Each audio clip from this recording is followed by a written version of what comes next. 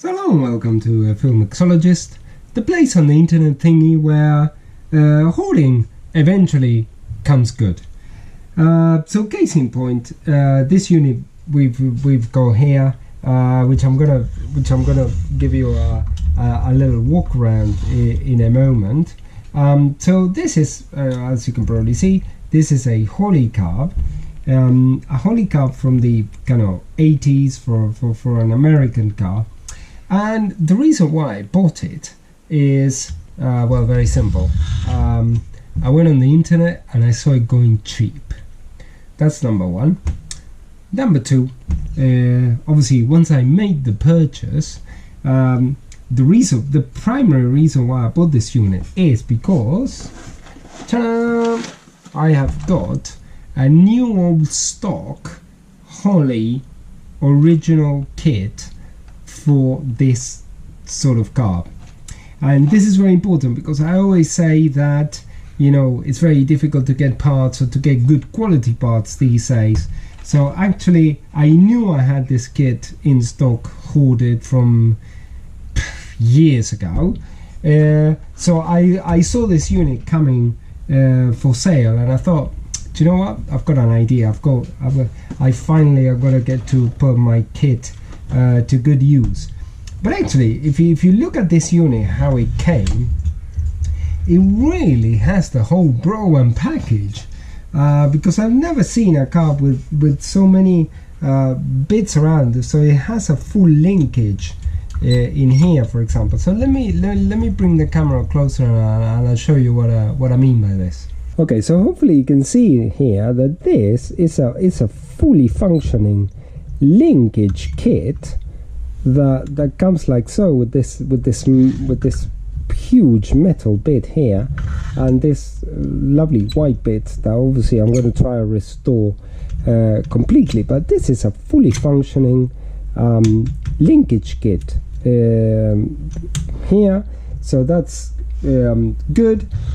It has this I'm going to have to replace. This is basically a choke thermostat. That what it does is that it works with it's the same thing as having the Holley electric one, but just this works with the temperature of the engine. And yeah, this is a very complete unit. And obviously we might have to do some work around here, but actually this might be the mounting of the carb, how it goes on the manifold. So what we're gonna do now, let's start doing a bit of disassembly, and now I'm gonna show you what the kit looks like, so you can see it. So as you can see, this kit is kind of brand new, never opened.